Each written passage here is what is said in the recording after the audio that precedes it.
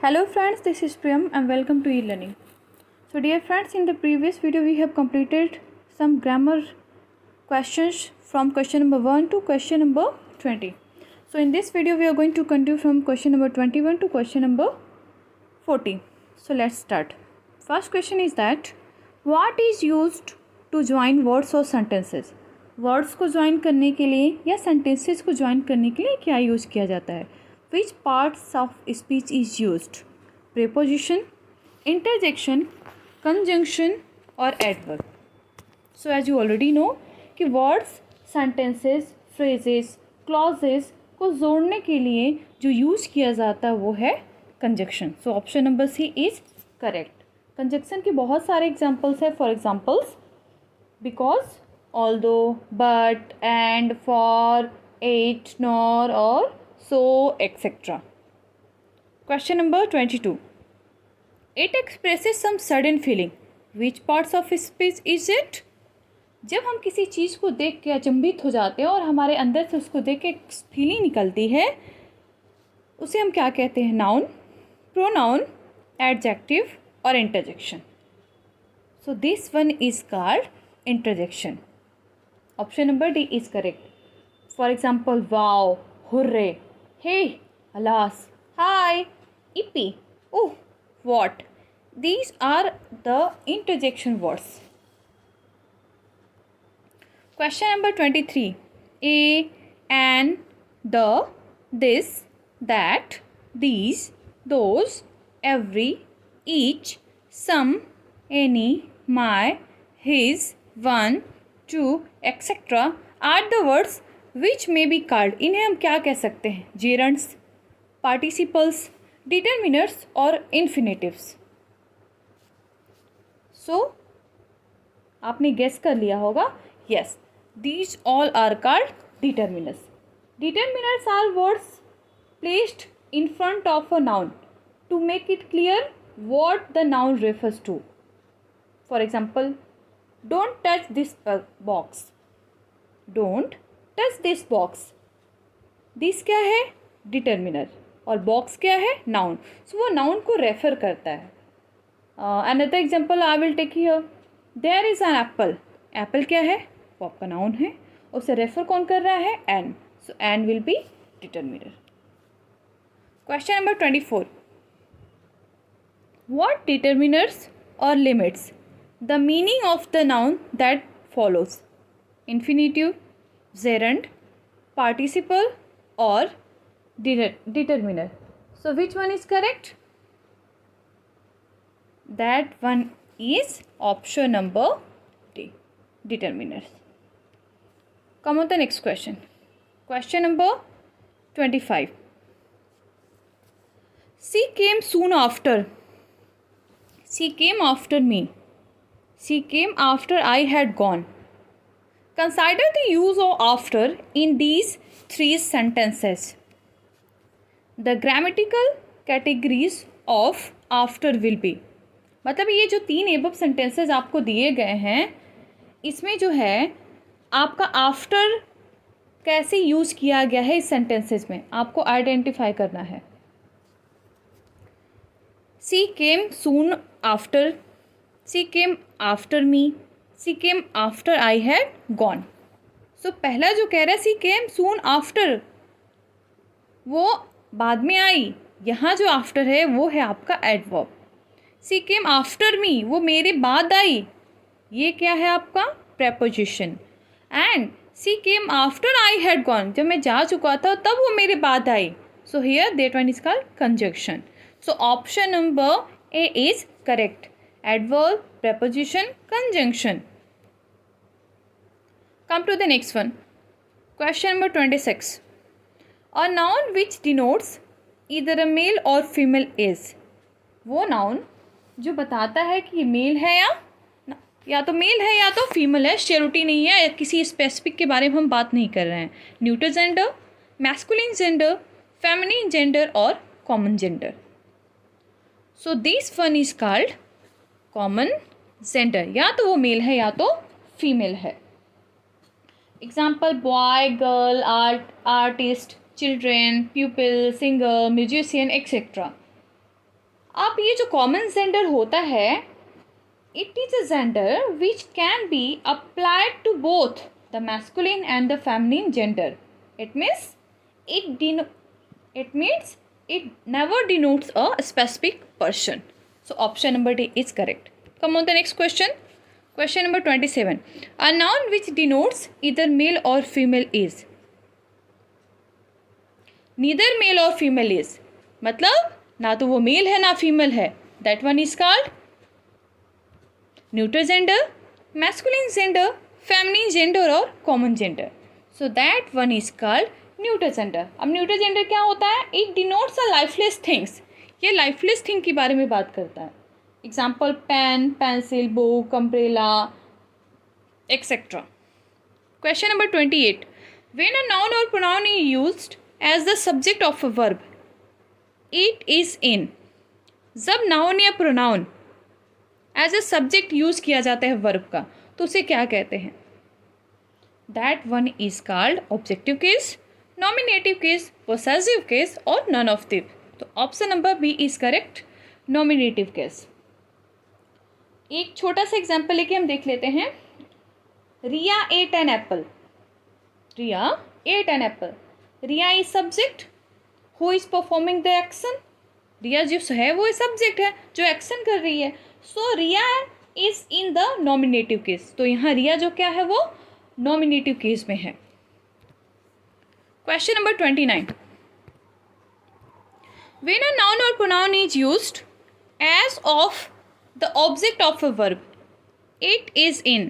जब नाउन या प्रोनाउन जो है वो वर्ब के ऑब्जेक्ट यूज़ किया जाता है उसे हम क्या कहते हैं? ऑब्जेक्टिव और executive case, nominative case, possessive case और none of this. So that one is called objective, accusative और डेटाइन केस या डेटिव केस भी हम इसे कहते हैं. ऑब्जेक्टिव केस क्या होता है? एक एग्जांपल देके देख लेते हैं. Please pass me the newspaper. मैंने कहा उसे please pass me the newspaper. Here in the statement paper क्या है? Is the direct object because यह ऑब्जेक्टिव केस की तरह परफॉर्म कर रहा है. सो यह ऑब्जेक्टिव केस है. Option number 30. He gave me a book. In the sentence me and a book are the objects. Which is the correct option? इस sentence में आपको फाइंड आउट करना है कि यह सेंटेंस लिखा हुआ है he gave me a book. me क्या है? me is an indirect object while a book is a direct object. So option number A is correct. Question number 31. The intelligent boy got the prize. The boy was intelligent. 2 statements दिए गए हैं, आपको find out करना है. The intelligent boy got the prize. The boy was intelligent. Consider the use of intelligent. Which option is correct? So option number A is attributively, predictively. B. Predictively, attributively. Question number C. Predictively or possessively. Option number D. None of these. So here the correct answer will be attributively and predicatively. Option number A is correct. Question number 32.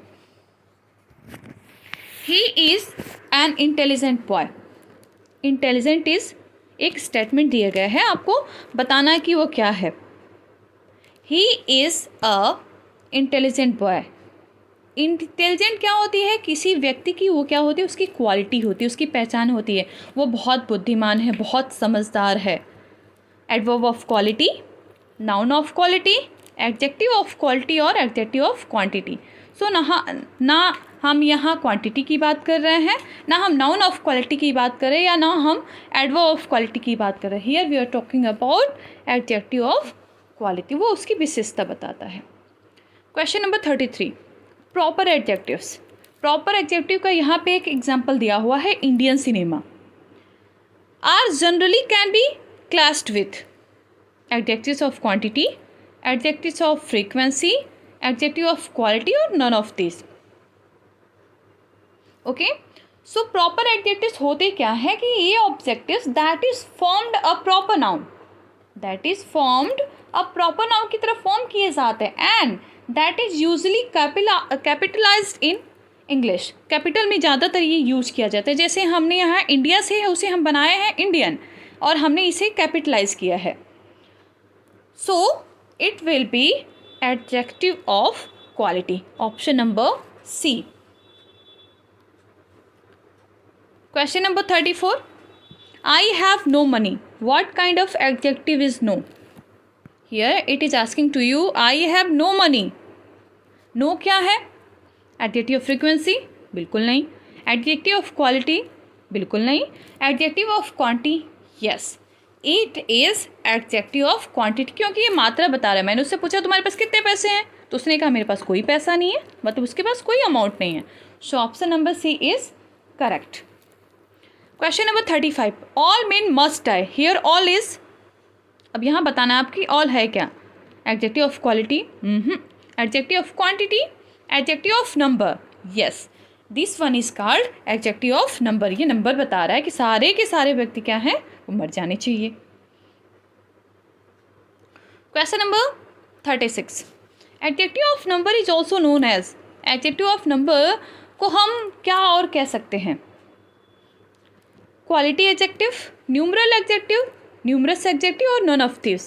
So adjective of number को हम numeral adjective भी कह सकते हैं।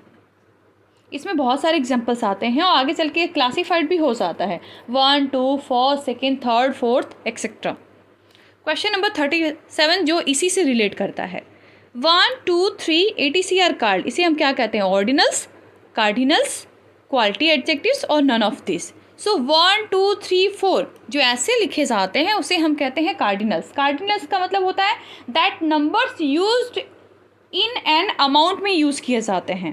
2, 3, 4, 5, 6, 7, 8 ये amount में use किए जाते हैं। So option number B is correct, cardinals.